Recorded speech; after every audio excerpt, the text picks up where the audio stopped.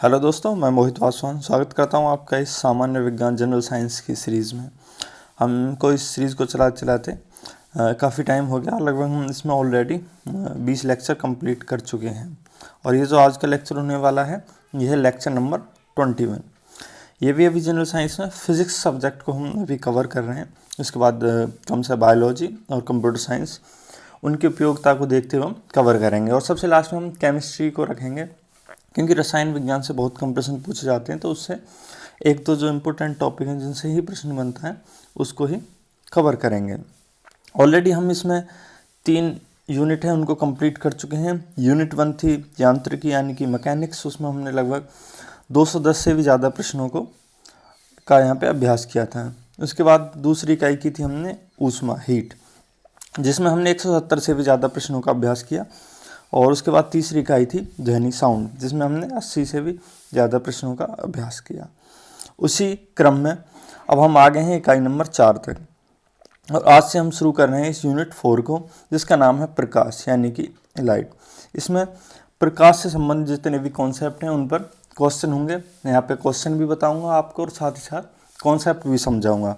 बस आपको अच्छे से समझना है और जो जितने भी पुराने लेक्चर हैं उनका साथ ही साथ रिवीजन करना है अच्छे से, क्योंकि यहाँ पे एक सफिशिएंट नंबर ऑफ क्वेश्चन हो चुके हैं। तो आप बस उनको रिवाइज करते रहे, जिससे कि एग्ज़ाम टाइम पे वो आप के काम अच्छे से आ सकें और आप उन्हें भूलें नहीं। तो चलो शुरुआत करते हैं और देखते हैं आज का पहला क्वेश्चन क्या है।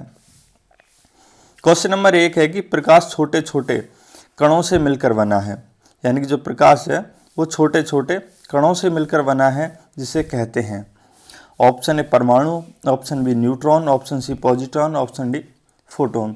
तो प्रकाश जिन छोटे छोटे कणों से मिलकर बना होता है उन्हें कहते हैं फोटोन। तो इसका करेक्ट आंसर हो गया ऑप्शन डी। नेक्स्ट क्वेश्चन देखते हैं, क्वेश्चन नंबर 2।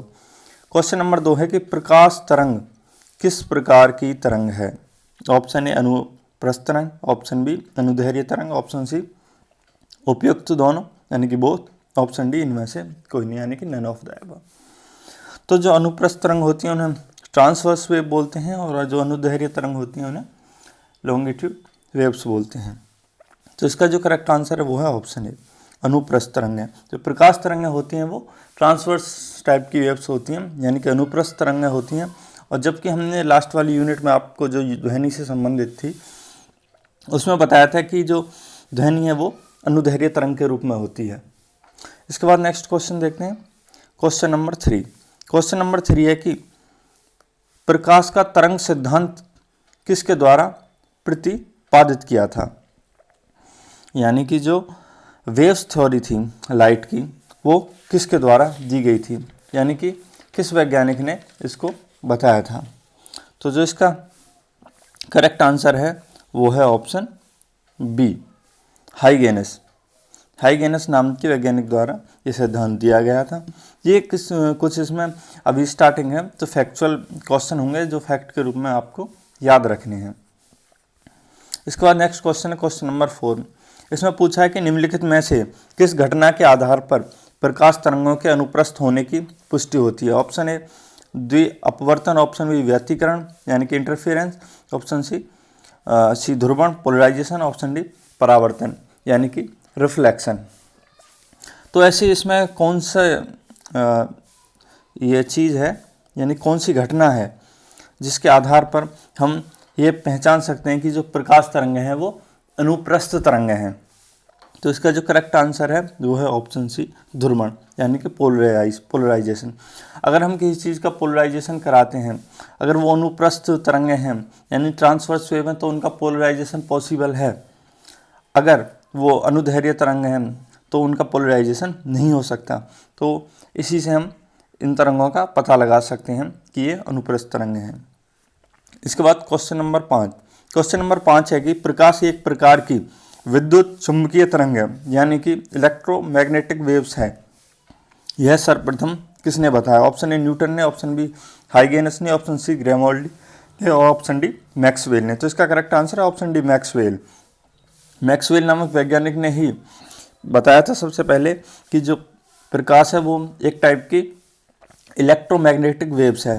यही मैं आपको बता दूं, कभी कभी आपको आगे पढ़ने में इसमें भी मिलेगा और भी कहीं भी मिल सकता है, तो आप कंफ्यूज मत होना।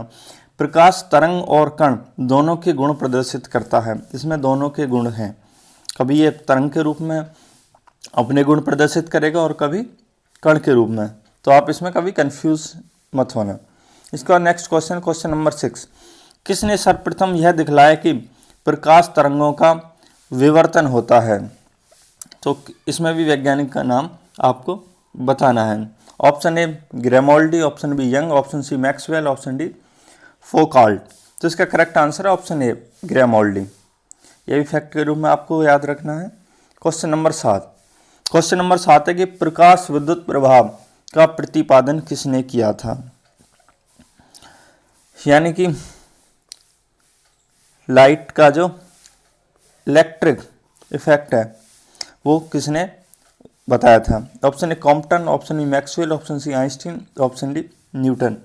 तो जिसका करेक्ट आंसर है वो है ऑप्शन सी आइंस्टीन। आइंस्टीन का पूरा नाम है अल्बर्ट आइंस्टीन।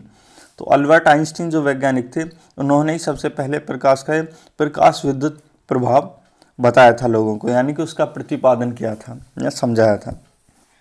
इसके बाद नेक्स्ट क्वेश्चन है क्वेश्चन नंबर 8। क्वेश्चन नंबर 8 है कि निम्नलिखित में से कौन सी घटना प्रकाश और ध्वनि दोनों में घटित नहीं होती है, सामान्यतः नहीं घटित होती है नॉर्मली? ऑप्शन ए विवर्तन, ऑप्शन बी ध्रुवण यानी पोलराइजेशन, ऑप्शन सी परावर्तन, ऑप्शन डी अपवर्तन। तो इसका करेक्ट आंसर है ऑप्शन बी ध्रुवण। जो मैंने आपको बताया कि जो ध्वनि होती है वो कैसी तरंगें होती हैं? अनुदैर्घ्य तरंगें होती हैं। तो उनमें तो पोलराइजेशन हो ही पॉसिबल ही नहीं है, कैसे भी हो पाना। लेकिन अगर हम प्रकाश की बात करें तो प्रकाश में पोलराइजेशन हो सकता है, बट नॉर्मली पोलराइजेशन उसमें नहीं होता है। नॉर्मली कब होता है? अगर हम उसको टूरमेलिन क्रिस्टल से गुजारते हैं प्रकाश को, तब उसका पोलराइजेशन उसके माध्यम से किया जा सकता है। तो इसलिए इसका करेक्ट आंसर हो गया ऑप्शन बी। मतलब नॉर्मली दोनों में ही प्रकाश और ध्वनि में ध्रुवण की घटना नहीं होती है। प्रकाश में पॉसिबल है, लेकिन उसे टूरमेलिन क्रिस्टल से गुजारने पर। इसके बाद नेक्स्ट क्वेश्चन है क्वेश्चन नंबर 9। क्वेश्चन नंबर 9 है कि किसी अवरोध की कोर यानी कि इसके किनारों से प्रकाश का मुड़ना कहलाता है। जैसे कोई चीज़ है ये और इस पर प्रकाश तरंगें आ रही हैं, तो इस कोने से ऐसे सीधे मुड़ेंगे, तो उसको क्या बोलेंगे?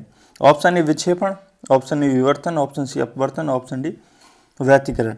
तो इसको बोलते हैं विवर्तन। तो इसका सही आंसर हो गया ऑप्शन बी। नेक्स्ट क्वेश्चन है क्वेश्चन नंबर 10। इसमें पूछा है कि निम्नलिखित में से कौन सा सिद्धांत प्रकाश के तरंग प्रकृति की पुष्टि करता है? मैंने आपको बताया था कि प्रकाश जो है वो तरंग और कण दोनों की प्रकृति के गुण रखता है। तो इसमें पूछा है कि तरंग प्रकृति की पुष्टि का सिद्धांत कौन सा है? ऑप्शन ए न्यूटन का कणिका सिद्धांत, ऑप्शन ए व्यतिकरण का सिद्धांत, ऑप्शन सी प्रकाश का विद्युत चुंबकीय तरंग सिद्धांत, ऑप्शन डी इनमें से कोई नहीं। तो इसका करेक्ट आंसर है ऑप्शन सी। जो प्रकाश का विद्युत चुंबकीय तरंग सिद्धांत है वही प्रकाश के तरंग प्रकृति के होने की पुष्टि करता है। पुष्टि का मतलब ये है कि वो दिखाता है कि हाँ ये तरंग के गुण भी रखता है। नेक्स्ट है क्वेश्चन नंबर 11। क्वेश्चन नंबर 11 है कि प्रकाश विकिरण की प्रकृति होती है। ऑप्शन ए तरंग के समान, ऑप्शन बी कण के समान, ऑप्शन सी तरंग एवं कण दोनों के समान, ऑप्शन डी तरंग एवं कण के समान नहीं। अच्छा क्वेश्चन है, बीपीएससी में पूछा जा चुका, जो बिहार की पीसीएस परीक्षा होती है उसमें। तो विकिरण की जो प्रकृति है, तो इसका करेक्ट आंसर है ऑप्शन सी, तरंग एवं कण दोनों के समान विकिरण की प्रकृति होती है। विकिरण का मतलब है किरणों का फैलना। ठीक है, नेक्स्ट क्वेश्चन समझते हैं, क्वेश्चन नंबर 12। क्वेश्चन नंबर 12 है कि प्रकाश के चिकने पृष्ठ से टकराकर वापस लौटने की घटना को कहते हैं। ऑप्शन ए प्रकाश का अपवर्तन, ऑप्शन बी प्रकाश का परावर्तन, ऑप्शन सी प्रकाश का विवर्तक, ऑप्शन डी प्रकाश का प्रकीर्णन। तो ये जनरल क्वेश्चन है और बहुत ही आसान सा प्रश्न है कि जैसे कोई प्रकाश है और वो किसी चिकनी सतह से टकराया, तो उसके बाद वो अगर लौट जाता है तो उसको क्या कहते हैं? तो उसको बोलते हैं रिफ्लेक्शन यानी कि परावर्तन। ठीक है, तो इसका करेक्ट आंसर हो गया ऑप्शन बी। इसके बाद नेक्स्ट क्वेश्चन है क्वेश्चन नंबर 13। क्वेश्चन नंबर 13 है कि प्रकाश में ध्रुवण की घटना से यह सिद्ध होता है कि प्रकाश तरंगें हैं। तो जैसे मैंने बताया आपको कि अगर ध्रुवण की घटना, पोलराइजेशन की घटना अगर कराई जाए किसी प्रकाश तरंग में और उसमें हो जाती है, तो वो क्या प्रूफ करेगी, क्या सिद्ध करेगी कि ये तीक्ष्ण, ऑप्शन ए प्रगामी, ऑप्शन सी अनुप्रस्थ तरंग है, ऑप्शन डी अनुदैर्घ्य तरंग है। तो ये सिद्ध करेगी कि ये अनुप्रस्थ तरंग है। तो ऑप्शन सी इसका करेक्ट आंसर हो गया। इसका बाद नेक्स्ट क्वेश्चन है क्वेश्चन नंबर 14। क्वेश्चन नंबर 14 में पूछा गया है कि सूर्य लगभग 4 × 10⁻26 जूल प्रति सेकंड की दर से ऊर्जा दे रहा है। जो सन है वो एनर्जी अपनी सबको बांट रहा है। तो सूर्य से इतनी ऊर्जा निकलने से उसका द्रव्यमान किस दर से कम हो रहा है। अगर सूर्य से ऊर्जा निकल रही है तो उसका जो द्रव्यमान है, उसका जो मास है, वो किसी एक रेट से कम हो रहा है। तो वो उसमें रेट पूछा गया है, किस रेट से कम हो रहा है। ऑप्शन ए 4 × 10⁻7 kg पर सेकेंड, ऑप्शन बी 4 × 10⁻9 kg पर सेकेंड, ऑप्शन सी 4 × 10⁻11 kg पर सेकेंड, ऑप्शन डी 4 × 10⁻13 kg पर सेकेंड। तो इसका जो करेक्ट आंसर है वो है ऑप्शन डी 4 × 10⁻9 kg पर सेकेंड। नेक्स्ट क्वेश्चन है क्वेश्चन नंबर 15। प्रकाश का वेग सर्वप्रथम किसने ज्ञात किया था। यानी कि जो लाइट है उसकी जो वेलोसिटी है वो सबसे पहले किस वैज्ञानिक ने पता की थी। तो इसका करेक्ट आंसर मैं आपको डायरेक्ट बता देता हूँ, वो है ऑप्शन सी रोमर नाम के वैज्ञानिक ने। नेक्स्ट क्वेश्चन है क्वेश्चन नंबर 16। क्वेश्चन नंबर 16 है कि प्रकाश का वेग अधिकतम होता है ऑप्शन ए हीरे में, ऑप्शन बी निर्वात में, ऑप्शन सी पानी में, ऑप्शन डी कांच में। तो यहाँ इसका करेक्ट आंसर है ऑप्शन बी निर्वात में। यानी कि वैक्यूम में जो लाइट है उसकी जो वेलोसिटी है वो मैक्सिमम होती है, सबसे अधिक होती है और किसी माध्यम की अपेक्षा। यहीं हम अगर पिछली यूनिट को रिवाइज करें तो पिछली यूनिट जो ध्वनि थी, साउंड थी, उसमें हमने बताया था कि जो साउंड है वो तो निर्वात में चल ही नहीं सकती, यानी कि बिल्कुल आपको आवाज़ नहीं आएगी। जबकि यहाँ आप देख रहे हैं कि जो प्रकाश है वो निर्वात में सबसे तेज़ गति करता है। तो आप दोनों की जो नेचर है, दोनों की प्रकृति है, प्रकाश और ध्वनि, वो वहाँ पे कंपेयर कर सकते हैं। ठीक है ना, कि प्रकाश तो निर्वात में सबसे अधिक तेज वेग से चल सकता है और जबकि जो ध्वनि है वो निर्वात में चल ही नहीं सकती, जो ध्वनि तरंग है। इसका रीजन भी मैंने आपको बताया था कि जो ध्वनि है वो क्या है, वो मैकेनिकल वेव्स हैं और मैकेनिकल वेव्स को चलने के लिए एक माध्यम की आवश्यकता होती है, एक मीडियम की आवश्यकता होती है और निर्वात में वो मीडियम अवेलेबल नहीं हो पाता है, जिसकी वजह से वो वहाँ ट्रेवल नहीं कर पाती हैं। और अगर बात करें हम प्रकाश की, तो प्रकाश किस टाइप की वेव्स हैं, तो ये इलेक्ट्रोमैग्नेटिक वेव्स हैं। ये हमें अभी एक लास्ट क्वेश्चन में भी डिस्कस किया था और आगे भी क्वेश्चनों में हम इसको पढ़ेंगे। नेक्स्ट क्वेश्चन है क्वेश्चन नंबर 17। इसमें पूछा गया कि माध्यम के तापमान में वृद्धि के साथ प्रकाश की गति बढ़ती है, ऑप्शन बी घटती है, ऑप्शन सी वैसी ही रहती है, ऑप्शन डी सहसा गिर जाती है। तो अगर किसी मीडियम में उसके टेम्परेचर में या तो उसे बढ़ा दो या घटा दो, उसके जो उसमें जो प्रकाश की गति है, लाइट की जो स्पीड है, उस पर कोई फ़र्क नहीं पड़ता, वो वैसी की वैसी रहती है। तो ऑप्शन सी इसका करेक्ट आंसर हो गया। जैसे यहाँ पे तो दिया गया है कि वृद्धि के साथ तापमान वृद्धि, अगर यहाँ कमी भी दिया होता तो भी कोई इफेक्ट नहीं होता। ठीक है, तो अगर क्वेश्चन आपको किसी और तरीके से पूछा जाए तो भी आप कंफ्यूज नहीं होना। नेक्स्ट क्वेश्चन है क्वेश्चन नंबर 18। इसमें पूछा है कि जल, कांच व हीरे में प्रकाश की चाल निम्न क्रम में होती है, तो किस में सबसे ज़्यादा होती है, उसके बाद किस में कम होती है और उससे भी कम, तो इनमें सबसे कम किस में होगी। तो यहाँ पे मैं आपको डायरेक्ट बता रहा हूँ, तो इसका जो करेक्ट है वो सही आंसर है वो ऑप्शन बी। जो हीरा है वो सबसे कम हो गया उसमें, क्योंकि आप देख रहे हैं कि हीरे से प्रकाश इतने अच्छे से जल्दी से नहीं गुजर पाएगा। उससे ज़्यादा कांच है, कांच में थोड़ा और जल्दी गुजर जाएगा, उसकी स्पीड ज़्यादा होगी। और जल एकदम क्लियर क्रिस्टल होता है तो उसमें और तेज़ी से प्रकाश ट्रेवल कर पाता है। ठीक है, इसका एक और है सघन और विरल माध्यम वाला कॉन्सेप्ट, वो आपको थोड़ा ज़्यादा डिफिकल्ट हो जाएगा समझना। आप सीधा इसे बेसिक समझ सकते हैं कि अगर हम किसी चीज़ पे लाइट मारें तो उससे किस टाइप का प्रकाश कितने अच्छे से गुजर पाएगा, आप उसी से समझ सकते हैं।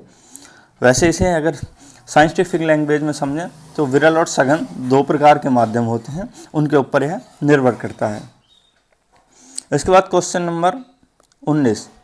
इसमें पूछा है कि चंद्रमा से पृथ्वी तक आने में प्रकाश को लगभग कितना समय लगता है।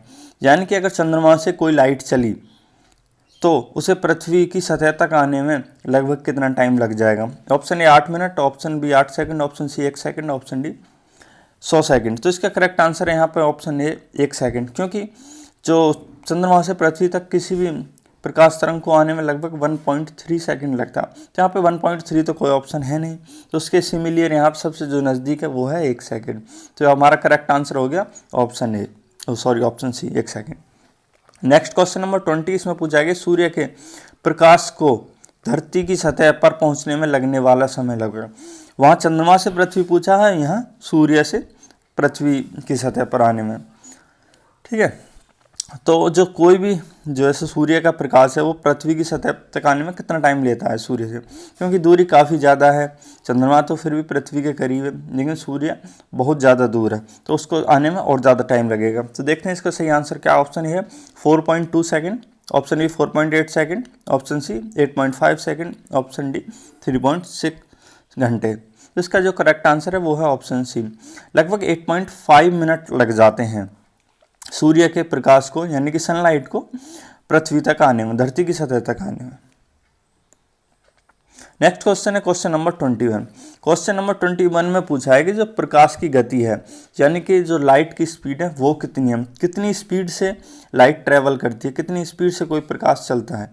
ऑप्शन ए 9 × 10⁻² मीटर पर सेकेंड, ऑप्शन बी 3 × 10⁻11 मीटर पर सेकेंड, ऑप्शन सी 3 × 10⁸ मीटर पर सेकेंड, ऑप्शन डी 2 × 10⁴ मीटर पर second.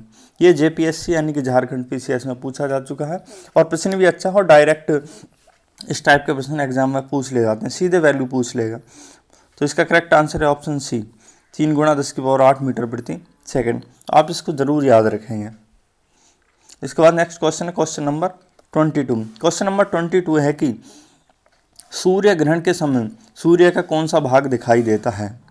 Option A वर्णमंडल, option B किरीट या कोरोना, ऑप्शन सी प्रभाव मंडल या प्रभाव मंडल लिखा है, ऑप्शन डी कोई भाग नहीं। तो जैसे अगर ये सूर्य है और अगर हम इसकी इस प्रकार संरचना देखें तो एक ये हो गया, ऐसे करके अगर इसे हम बना लें तो जो इसका सबसे बाहरी आवरण है इसे हम किरीट या कोरोना के नाम से जानते हैं, और इसके जो सबसे अंदर वाला पार्ट है इसको हम वर्णमंडल के नाम से जानते हैं, और ये बीच वाला है इसको हम प्रभाव मंडल के नाम से जानते हैं। इसका करेक्ट आंसर हो गया ऑप्शन बी किरीट यानी कि कोरोना। इसके बाद नेक्स्ट क्वेश्चन है क्वेश्चन नंबर 23। क्वेश्चन नंबर 23 है कि पूर्ण सूर्य ग्रहण का अधिकतम समय होता है, यानी कि कोई सूर्य ग्रहण है वो अधिकतम मैक्सिमम कितने टाइम तक हो सकता है। Option A 250 second, option B 460 second, option C 500 second, option D 600 second. तो इसका जो करेक्ट आंसर है वो है ऑप्शन सी लगभग 500 सेकेंड, क्योंकि जो आज तक का जो सबसे लंबा अधिकतम टाइम का सूर्य ग्रहण रहा है वो रहा है 2001 का, लेकिन जो मैक्सिमम सॉरी इसमें ये 460 सेकंड होगा इसका, क्योंकि जो 2001 का सबसे लंबा सूर्य ग्रहण रहा था वो लगभग 6 मिनट 39 सेकंड का था।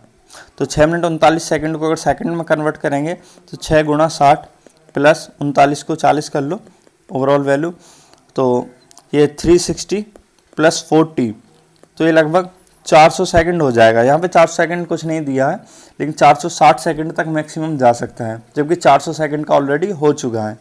इसके बाद नेक्स्ट क्वेश्चन है क्वेश्चन नंबर 24। क्वेश्चन नंबर 24 में पूछा है कि सूर्य ग्रहण तब होता है जब ऑप्शन ए चंद्रमा बीच में हो, ऑप्शन ए पृथ्वी बीच में हो, ऑप्शन सी सूर्य बीच में हो, ऑप्शन डी सूर्य चंद्रमा तथा पृथ्वी एक रेखा में तथा बृहस्पति उस रेखा में न हो। तो इसमें थोड़ा क्वेश्चन को मैं और सही से समझा देता हूँ। मतलब सूर्य ग्रहण तब होगा जब जो चंद्रमा है वो सूर्य और पृथ्वी के बीच में हो, तब सूर्य ग्रहण होता है। अगर तो इसका करेक्ट आंसर तो हो गया ऑप्शन ए। अगर इसकी दूसरी कंडीशन को देखें चंद्र ग्रहण की, तो चंद्र ग्रहण में क्या होता है, चंद्र ग्रहण में क्या होता है, पृथ्वी बीच में होती है सूर्य और चंद्रमा के। तो जैसे ही अगर सूर्य और चंद्रमा के बीच में पृथ्वी आ जाती है तो जो सूर्य की लाइट है वो चंद्रमा तक नहीं पहुंच पाती है और चंद्रमा दिखाई नहीं देता है, यानी कि या तो आंशिक रूप से दिखाई देगा थोड़ा बहुत या पूरा ही नहीं दिखाई देगा, तो वो चंद्र ग्रहण होगा। चंद्र ग्रहण में आपको पता होगा चंद्रमा दिखाई नहीं देता है। सेम ऐसे ही सूर्य ग्रहण वाले कॉन्सेप्ट में भी ये होता है कि जब चंद्रमा बीच में आ जाता है पृथ्वी और सूर्य के, तो पृथ्वी से जो सूर्य है वो आंशिक रूप से जो चंद्रमा की छाया है उससे थोड़ा सूर्य है वो आंशिक रूप से घिर जाता है, ढक जाता है, तो इसकी वजह से सूर्य ग्रहण होता है। ठीक है, तो आई होप मुझे कि ये सारे क्वेश्चन आपको अच्छे से समझ में आए होंगे। अगर कोई और भी डाउट आता है तो आप कमेंट करके कमेंट बॉक्स में पूछ सकते हैं और पिछले प्रश्नों का आप अच्छे से अभ्यास करेंगे। और इन्हीं कॉन्सेप्ट पे जो प्रकाश के आगे मिलते हैं नेक्स्ट लेक्चर में, तब तक के लिए थैंक यू।